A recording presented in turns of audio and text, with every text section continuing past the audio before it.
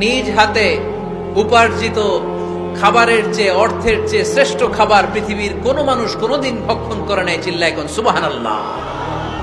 শ্রেষ্ঠতম খাবার, নিজ হাতে উপার্জিত খাবার, ঘাম জড়িয়ে যে অর্থ উপার্জন করা হয়, যে ইনকাম করা হয়, এটা হালাল। আর হালাল খেয়ে দোয়া করলে কবুল করে কে? এজন্য খেটে খাওয়া মানুষ, শ্রমজীবী মানুষ আর মেহনতি মানুষদেরকে বিশ্বনবী খুব ভালোবাসতেন। তারা বিশ্বনবীর বন্ধু, আর বিশ্বনবী ছিল তাদের বন্ধু। সুবহানাল্লাহ পড়েন। এত ভালোবাসতেন বিশ্বনবী খেটে খাওয়ার মেহনতি মানুষদেরকে। সব সময় বিষ্ণু ইসলাম তাদের জন্য দোয়া করতেন। এজন্য যারা খেটে খায় তারা কপালওয়ালা, তারা মুস্তাজাবুদ দাওয়া। তারা কি?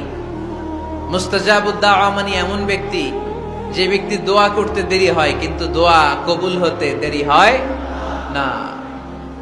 আপনারা এখানে ব্যবসা করেন কে কে? দেখি তো, হাত তুলেন তো। ব্যবসা, মাশাআল্লাহ, অনেক ব্যবসায়ী আছে তো দেখি। আচ্ছা, হাত নামান। চাকরি করেন কে কে? চাকরি, চাকরিও তো অনেক করে দেখি, হাত নামান। প্রবাসী, ছুটিতে দেশে আসছেন। হুজুর আমি আছি, কই?